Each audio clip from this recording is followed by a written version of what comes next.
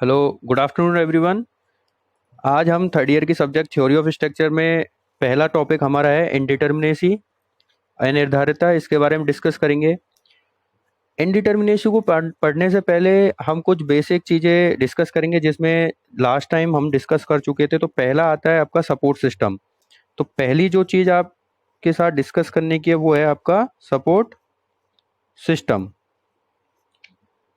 क्योंकि किसी भी स्ट्रक्चर को समझने से पहले उसके एलिमेंट समझना बहुत ज़रूरी है। तो सपोर्ट सिस्टम मेनली जो हमारे पास सपोर्ट्स होते हैं उनमें पहला आपका आता है हिंज।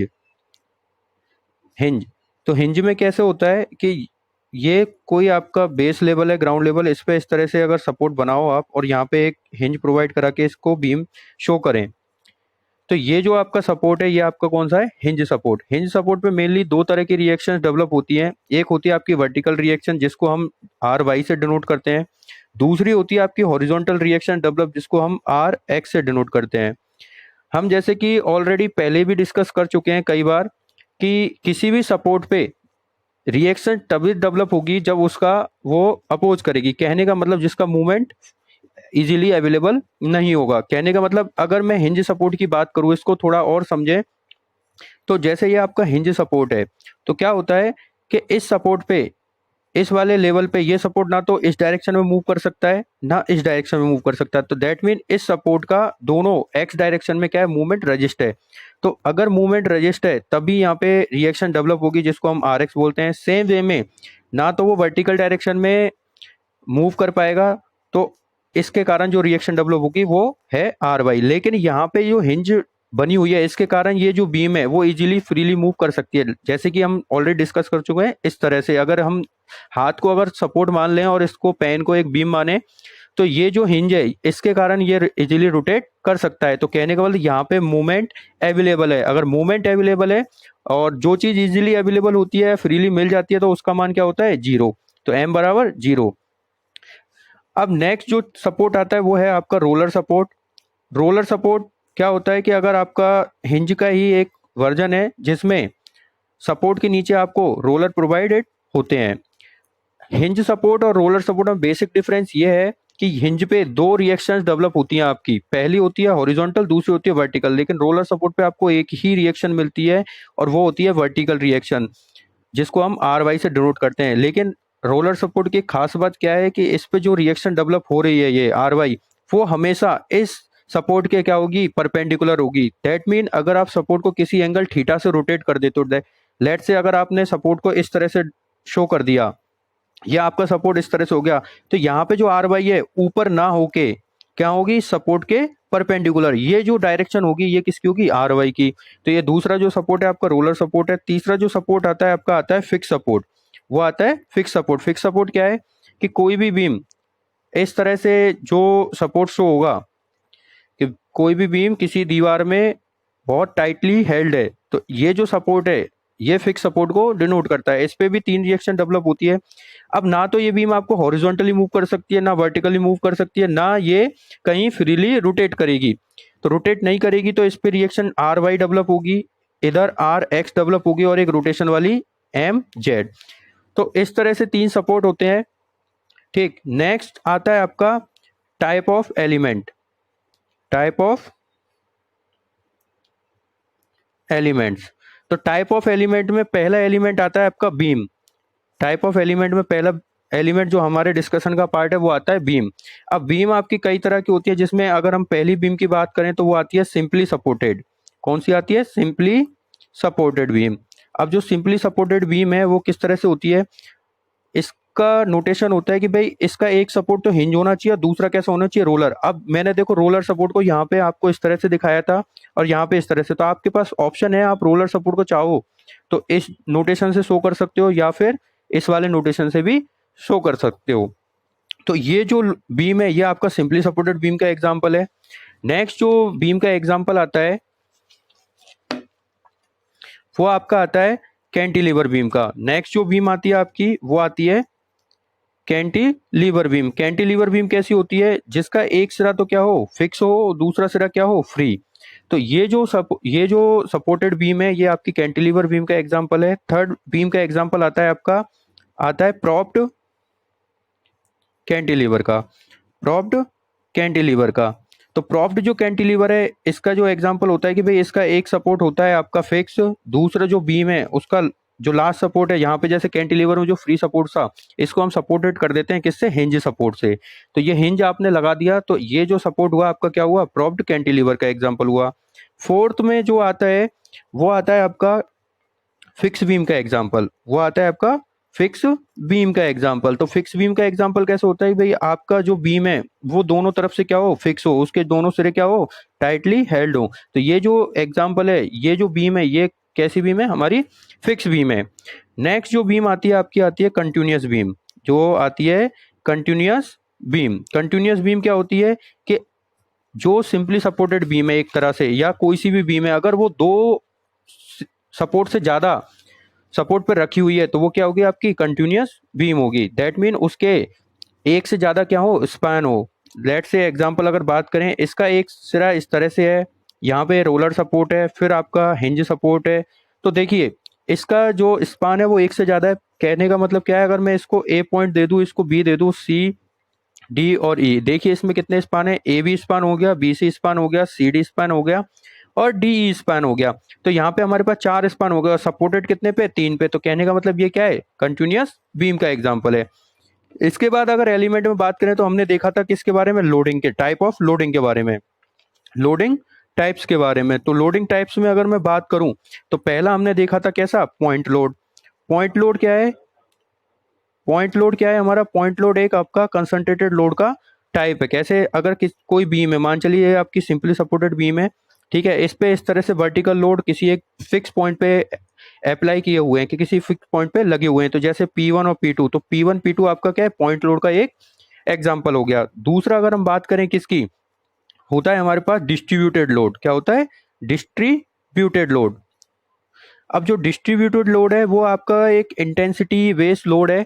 दैट मीन यहाँ पे अगर हम लोडिंग की बात करेंगे तो एक फिक्स पैरामीटर किलो न्यूटन या न्यूटन में आप डिनोट करते हो, लेकिन डिस्ट्रीब्यूटेड जो लोड होता है, ये तो जो पॉइंट लोड होता है ये तो किसी एक फिक्स पॉइंट पे होता है, at a fix point, at a fix point.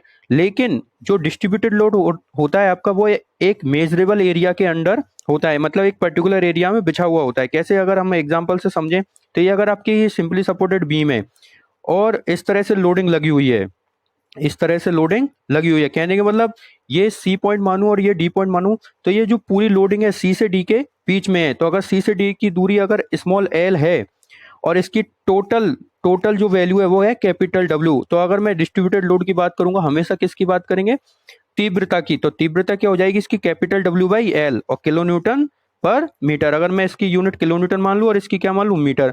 तो डिस्ट्रीब्यूटेड लोड को हम हमेशा तीव्रता में डिनोट करते हैं और एक फिक्स मेजरेबल एरिया में के लिए ये शो होता है। अब जो डिस्ट्रीब्यूटेड लोड है ये दो तरह का होता है। पहला तो आता है आपका यूडीएल। यूडीएल क्या है, यूनिफॉर्मली डिस्ट्रीब्यूटेड लोड। यूडीएल क्या है, यूनिफॉर्मली डिस्ट्रीब्यूटेड लोड। अब अगर ये आपने लोडिंग शो की है किसी एक पर्टिकुलर एरिया में, अगर हर पॉइंट पे इसकी तीव्रता सेम है, कहने का मतलब क्या है, अगर मैं वही सी से और डी की बात करूं तो देखिए यहाँ पे जो तीव्रता है वही यहाँ पे है, वही तीव्रता यहाँ पे है, वही यहाँ पे है, तो हर पॉइंट पे तीव्रता क्या है, सेम। तब तो ये होगा आपका यूडीएल, यूनिफॉर्मली डिस्ट्रीब्यूटेड लोड। दूसरा होता है इसमें UVL, uniformly varying load. UVL क्या होता है, यूनिफॉर्मली वेरिंग लोड। अब इसमें क्या होता है कि यूनिफॉर्मली वेरिंग लोड में क्या होता है, एक सिरे पे तो तीव्रता क्या होती है, जीरो, और दूसरे सिरे की तरफ ये तीव्रता बढ़ती जाती है और वहां पे क्या होती है, मैक्सिमम। कहने का मतलब अगर मैं सी और डी पॉइंट की बात करूं तो यहाँ पे तीव्रता कितनी है, लोडिंग की जीरो, फिर यहाँ पे कुछ है, फिर बढ़ गई तीव्रता, फिर बढ़ रही है और फिर बढ़ रही है और लास्ट में जाके मैक्सिमम हो जाती है और ये स्मॉल डब्ल्यू होती है। लेकिन इसमें क्या होता है, ये पूरी की पूरी हर पॉइंट पे स्मॉल डब्ल्यू को डिनोट करती है। तो इस तरह से हमारे पास कुछ एलिमेंट होते हैं जिसमें बीम्स हैं, हमारे सपोर्ट हमने देखे और टाइप ऑफ लोडिंग देखी। अब इनका यूज क्या होता है, अगर हम वापस अगर बात करें सपोर्ट की, तो जो सपोर्ट होता है वो आपकी एक्सटर्नल रिएक्शन को शो करता है, बाह्य इंटरनल बाह्य प्रतिरोध को। तो जब भी हिंज सपोर्ट की बात करेंगे तो हिंज सपोर्ट पे जो एक्सटर्नल रिएक्शन होती है जिसको हम आर से डिनोट करते हैं वो होती है 2। अगर रोलर की बात करें तो रोलर पे होती है आर बराबर 1। फिक्स सपोर्ट की बात करें तो फिक्स पे आर बराबर होती है 3। तो ये हमारी एक्सटर्नल रिएक्शंस होती हैं। और एक चीज होती है इंटरनल रिएक्शन। इंटरनल रिएक्शन आपके आती है लोडिंग के कारण, और किस में आती है, मेंबर में आती है। अब ये पढ़ा क्यों हमने, पढ़ने का मेन रीजन है कि जो अनिर्धारितता होती है वो इन्हीं के बेसिस पे डिसाइड की जाती है। अगर आपकी टोटल टोटल रिएक्शन जो एक्सटर्नल लोडिंग के कारण आ रही है, अगर वो आपकी इक्विलिब्रियम इक्वेशन से ज़्यादा है, अगर बाह्य रिएक्शंस के कारण जो प्रतिरोध उत्पन्न हो रहा है वो आपका इक्विलिब्रियम इक्वेशन से ज़्यादा है, तो वो क्या करेगा, वो आपकी इनडिटर्मिनेसी को शो करेगा। तो चलिए हम स्टार्ट करते हैं इनडिटर्मिनेसी हमारी। अगर मैं इनडिटर्मिनेसी की बात करूं तो इनडिटर्मिनेसी पहली एक टर्म आती है, तो उससे आता है आपका इनडिटर्मिनेट, इनडिटर्मिनेट स्ट्रक्चर। तो इनडिटर्मिनेट स्ट्रक्चर कहने का मतलब क्या है, अगर हम देखें इनडिटर्मिनेट स्ट्रक्चर, इनडिटर्मिनेट स्ट्रक्चर क्या होती है कि वो संरचनाएं जिनको केवल हम इक्विलिब्रियम इक्वेशन के बेसिस पे सॉल्व कर सकते हैं, तो वो क्या कहलाएंगे, डिटर्मिनेट। और जिनको अगर हम सॉल्व नहीं कर पाए किसके बेसिस पे, इक्विलिब्रियम इक्वेशन के बेसिस पे, वो क्या है, हो जाएंगी हमारी इनडिटर्मिनेट स्ट्रक्चर। अब जो इनडिटर्मिनेसी की बात करते हैं तो दो तरह की होती है हमारी, स्टैटिक और दूसरी होती है काइनेटिक। पहली तो होती है हमारी स्टैटिक इंडिटर्मिनेसी और दूसरी होती है हमारी काइनेटिक काइनेमेटिक इंडिटर्मिनेसी। दूसरी होती है हमारी काइनेमेटिक, काइनेटिक नहीं है वो, काइनेमेटिक इंडिटर्मिनेसी, इंडिटर्मिनेसी। तो पहली तो होती है स्टैटिक, दूसरी होती है काइनेमेटिक। हमारे जो सिलेबस में है,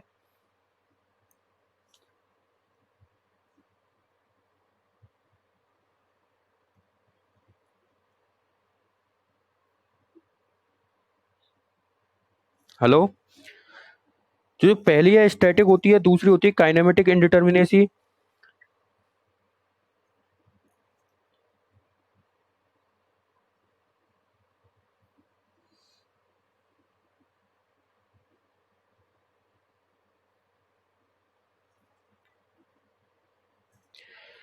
तो हमारे जो सिलेबस में है वो है हमारी स्टैटिक इंडिटर्मिनेसी।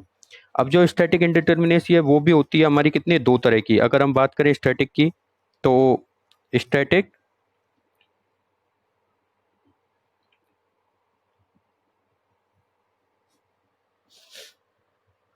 Static indeterminacy. अब स्टैटिकली डिटर्मिनेट स्ट्रक्चर या स्टैटिकली इंडिटर्मिनेट स्ट्रक्चर क्या होती हैं कि वो संरचनाएं, कि आप लिख लीजिए भले, वो संरचनाएं जिनको हम इक्वेशन ऑफ इक्विलिब्रियम या साम्यावस्था की समीकरणों द्वारा सॉल्व कर सकते हैं, वो होती है हमारी स्टैटिक इंडिटर्मिनेसी। ठीक है। तो और इसमें दो तरह की होती है, पहली होती है आपकी एक्सटर्नल और दूसरी होती है इंटरनल। ठीक है, इंटरनल कैसे अभी देखते हैं हम। ये देखिए, तो जो स्टैटिकली डिटर्मिनेट और इंडिटर्मिनेट स्ट्रक्चर क्या है हमारी, कि स्टैटिकली डिटर्मिनेट स्ट्रक्चर क्या है, और structure is said to be determinate if condition of static equilibrium are sufficient to analyse the structure. कहने का क्या मतलब है, जो हमारी साम्यावस्था की जो समीकरण है, अगर वो ही पूरी संरचना को सॉल्व करने में हेल्पफुल है, सफिशिएंट है, तब तो हमारी स्ट्रक्चर क्या होगी, डिटर्मिनेट। और अगर इक्वेशन हमारी क्या है, नॉट सफिशिएंट, अगर इक्वेशन हमारी कौन सी, साम्यावस्था की, अगर सफिशिएंट नहीं है उस संरचना को सॉल्व करने में, तब क्या हो जाएगी, इनडिटर्मिनेट स्ट्रक्चर हो जाएगी। अब जो स्टैटिक इंडिटर्मिनेसी है, जो स्टैटिक इंडिटर्मिनेसी है वो हमारी होती है दो तरह की, दो तरह की। पहली होती है आपकी एक्सटर्नल इंडिटर्मिनेसी, एक्सटर्नल इंडिटर्मिनेसी, जिसको हम किससे, डीएसई से डिनोट करते हैं, डीएसई से डिनोट करते हैं। अब जनरली जो स्टैटिक एक्सटर्नल इंडिटर्मिनेसी होती है वो हमेशा जो रिलेट होती है किससे होती है, सपोर्ट सिस्टम से। जो एक्सटर्नल जो इंडिटर्मिनेसी होती है वो रिलेट होती है किससे, इज रिलेटेड टू एक्सटर्नल, या आपका is related to external reaction, और क्या, सपोर्ट रिएक्शन। तो जो आपकी एक्सटर्नल इंडिटर्मिनेसी है ये तो रिलेट होती है किससे, एक्सटर्नल रिएक्शन से या सपोर्ट रिएक्शन से। और जो इंटरनल जो हम इंडिटर्मिनेसी देखते हैं वो हमारी जनरली रिलेट होती है किससे, जो आपके किसी भी फोर्स के द्वारा किसी मेंबर में जो स्ट्रेस डेवलप हो रही है उसके कारण हम चेक करते हैं। तो पहली अगर हम डिस्कस करें कौन सी, एक्सटर्नल, कि भाई एक्सटर्नल को निकालते कैसे हैं। एक्सटर्नल जो इंडिटर्मिनेसी है,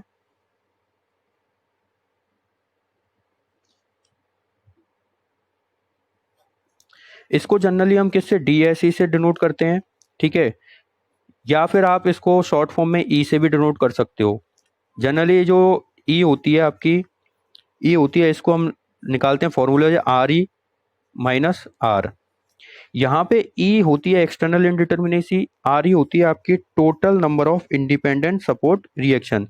ये होता है आर ई होता है आपका total number of independent support reactions, ठीक है। और स्मॉल आर होता है आपका total number of available equation of static equilibrium, या फिर सिंपली अगर आप बात करें इक्वेशंस ऑफ इक्विलिब्रियम। अब जैसा कि मैंने अभी आपको समझाया कि सर आप पूछोगे सर ये पता कैसे चलेगी हमें कि आर ई कहाँ है और आर कहाँ है। हमेशा 2D में, किसमें, 2D स्ट्रक्चर में आर ई का मान होता है, आर ई बराबर होती है 3। आर ई बराबर कितनी होती है, 3। कौन कौन सी होती है, समेशन एफ एक्स बराबर 0, समेशन एफ वाई बराबर 0 और समेशन एम जेड बराबर 0। लेकिन इसमें भी क्या है, ये जनरल लोडिंग के लिए होती है। जनरल लोडिंग के लिए कल हम डिस्कस किए थे जनरल लोडिंग क्या है। जैसे अगर कोई उसने बोला भाई सिंपली सपोर्टेड बीम है, तो आपने सिंपली सपोर्टेड बीम शो कर दी। यहीं पे एग्जांपल से समझते हैं। तो पहला एग्जांपल हम समझते हैं कि भाई कोई सिंपली सपोर्टेड बीम है, उस पर जनरल लोडिंग लग रही है और उसकी आपको क्या निकालनी है, एक्सटर्नल इंडिटर्मिनेसी निकालनी है। तो कैसे निकालेंगे, तो जो ये है स्मॉल आर, पहले इसकी बात करते हैं। तो देखो जनरल लोडिंग है, तो जनरल लोडिंग में स्मॉल आर का मान कितना होता है, 3। अगर वो बोलता या नहीं भी बोलता और आपको सिंपली इस तरह से शो कर देता वो दूसरा एग्जाम्पल, तो ये क्या हो गई, वर्टिकल लोडिंग का एग्जाम्पल हो गया। तब यहाँ पे क्या होता है, ये जो समेशन एफ एक्स बराबर 0, क्योंकि हॉरिजॉन्टल डायरेक्शन में कोई लोड आएगा नहीं, तो ये वाली इक्वेशन आपकी किसी काम की रहेगी नहीं, केवल आपकी ये और ये दोनों इक्वेशन ही काम में आएगी। तब स्मॉल आर का मान कितना हो जाएगा यहाँ पे, 2। तो ये तो स्मॉल आर की बात हुई कि भाई स्मॉल आर का मान कैसे निकालना है। नेक्स्ट जो चीज आती है वो आती है आपकी कैपिटल आर ई का मान कैसे। तो ये कैपिटल आर ई क्या है, आपको खुद इसका नोटेशन पढ़ना होगा कि total number of independent support reaction, कि भाई सपोर्ट पे कितनी रिएक्शन डेवलप हो रही है। सभी लोग अपना ये क्या बोलते हैं, माइक ऑफ करो और दूसरा वीडियो ऑफ करो अपनी, सभी वीडियो ऑफ करो अपनी।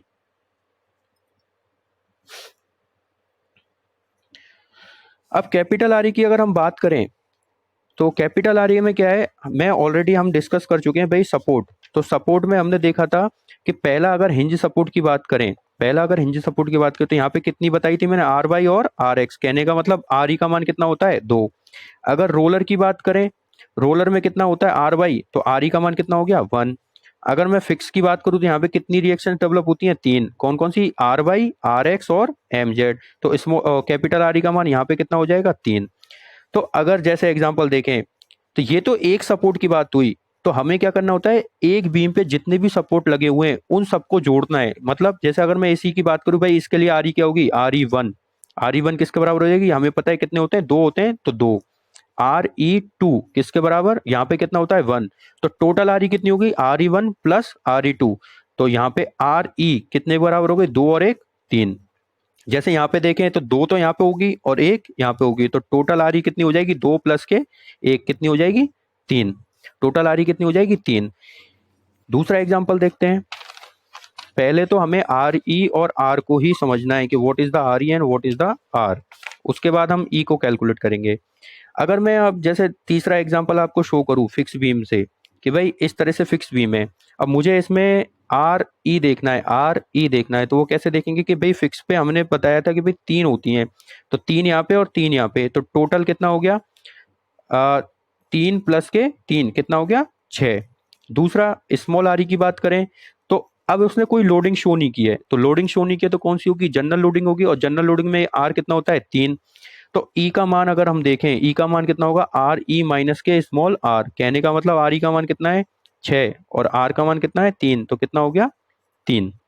ये हो गया। अब दूसरा एग्जाम्पल देख लेते हैं। दूसरा एग्जाम्पल कुछ मान चलो इस तरह का है, और बड़ी बीम बना दी हमने, इसमें ये दे दिए सारा, ये दे दिए, ठीक है। अब देखते हैं ई का मान कैसे निकलेगा। ई का मान हमें पता होता है, ये क्या होता है, आर ई माइनस के स्मॉल आर। पहले आर ई कैलकुलेट करना है, सपोर्ट ए, सपोर्ट बी, सपोर्ट सी, सपोर्ट डी।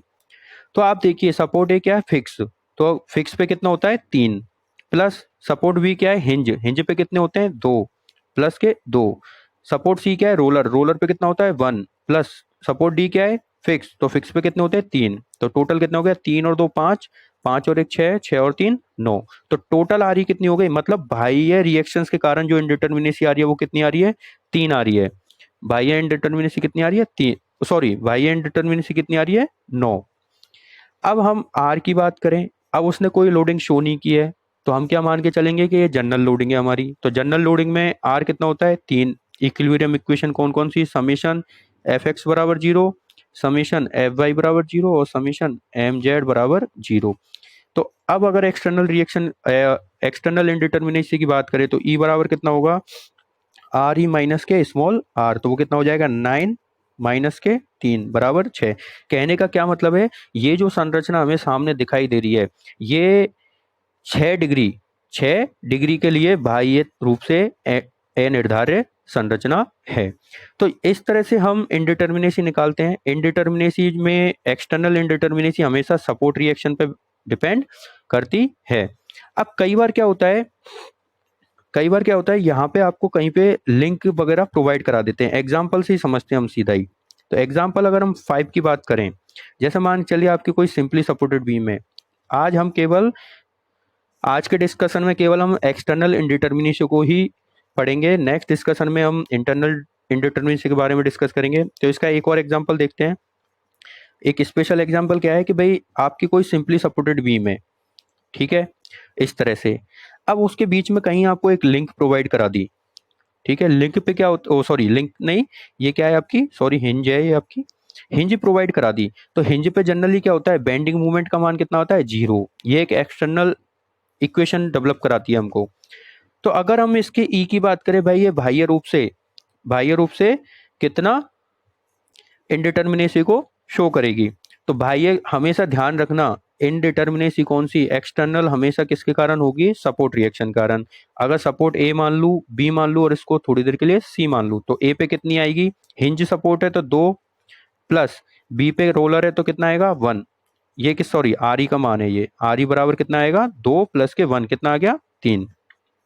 अब जो आर है स्मॉल, ये क्या है हमारा total number of equilibrium equation, साम्य अवस्था की समीकरण है। कोई लोडिंग शो नहीं की, जनरल लोडिंग है, तो जनरल लोडिंग के लिए कितनी होती है 3। लेकिन हमेशा साम्य अवस्था की समीकरण क्या करती है, इक्वेशन को सॉल्व करने में हेल्प करती है।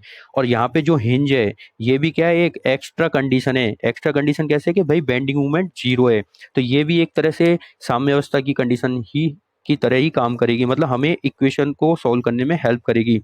तो यहाँ पे जो एक हिंज डेवलप हुई है उसका भी एक और हमें एडवांटेज मिलेगा। तो ये जो है ये एक तरह से रिलीज का काम करती है, इक्वेशन रिलीज का काम करती है, ठीक है। तो इसको, इसके कारण यहाँ पे बेंडिंग मूवमेंट 0 आ रहा है, तो एक और एक्स्ट्रा इक्वेशन मिल गई हमें किसी भी इक्वेशन को सॉल्व करने के लिए, तो हमने इसको यहाँ पे ऐड कर दिया। अब टोटल आर कितनी हो गई, 3 तो थे ही हमारे पास, एक इस पे आ गई, टोटल कितनी हो गई 4, टोटल कितनी हो गई 4। अब ई बराबर आ गया आपका आर ई माइनस के आर बराबर 3 माइनस के 4 बराबर माइनस के 1। अब आप कहोगे सर यहाँ पे तो इनडिटर्मिनेसी नेगेटिव आ गई, आ जाने दो कोई दिक्कत नहीं है, आ जाने दो कोई दिक्कत नहीं है, इनडिटर्मिनेसी नेगेटिव आ रही है तो। लेकिन क्या होगा यहाँ पे अगर आप देखोगे हिंज क्या करती है, जैसे हिंज पे क्या होता है मूवमेंट फ्री होता है, तो देखना ध्यान से क्या होगा यहाँ पे, ये क्या है डेफिशिएंट स्ट्रक्चर बोलते हैं इसको, इस तरह की स्ट्रक्चर जो होती है उनको बोलते हैं डेफिशिएंट स्ट्रक्चर। डेफिशिएंट स्ट्रक्चर में क्या होगा, ये अनस्टेबल स्ट्रक्चर हो जाएगी। मतलब जब भी हम कोई स्ट्रक्चर डिजाइन करेंगे तो वो हमेशा स्टेबल होनी चाहिए, अनस्टेबल स्ट्रक्चर कभी भी डिजाइन नहीं करते। कैसे, अगर मैं एग्जांपल से समझाऊं आपको, मान के चलिए ये जो पेन के अंदर वॉल होता है ये हिंज गई है ना। अगर आप इस तरह से अगर कोई स्ट्रक्चर बनाओगे तो जैसे जैसे लोड आएगा तो ये मूव करेगी, तो ये आपकी स्ट्रक्चर क्या होगी, अनस्टेबल, और एक टाइम के बाद कोलैप्स कर जाएगी। लेकिन यहाँ पे देखोगे क्या होगा, रोलर पे क्या होता है, इधर उधर का मूवमेंट फ्री होता है। अब पहले अगर हम थोड़ा सा समझें, फिक्स ये सिंपली सपोर्टेड बीम को। यहाँ पे तो हिंज है, कहने का मतलब मैंने यहाँ से तो इसको फिक्स कर रखा है, अगर मैं इसके नीचे गेंद लगा लूँ तो क्या इधर उधर जा पाएगा? नहीं जा पाएगा, क्योंकि मैंने यहाँ से पकड़ रखा है। लेकिन अगर बीच में मैं यहाँ पे छेद कर दूँ, होल बना दूँ, तो ये जैसे ही लोड आएगा तो जैसे क्या होगा, यहाँ पे हिंज बन गई, तो इसके कारण ये क्या है, मूव करने लग जाएगा, ये इधर मूव करेगा, तो एक स्ट्रक्चर कैसी बन जाएगी, ये स्ट्रक्चर अगर लोडिंग आई तो ये स्ट्रक्चर कुछ इस तरह से बन जाएगी, तो ये अनस्टेबल स्ट्रक्चर हो गई, इसलिए डेफिशिएंट स्ट्रक्चर है। तो इस तरह से हम एक्सटर्नल इंडिटरमिनेसी को डिस्कस कर सकते हैं। आज के लिए डिस्कशन में हम इतना ही डिस्कस करेंगे। नेक्स्ट जो होगा उसमें हम इंटरनल इंटरनल इंडिटरमिनेसी के बारे में डिस्कस करेंगे। Thank you.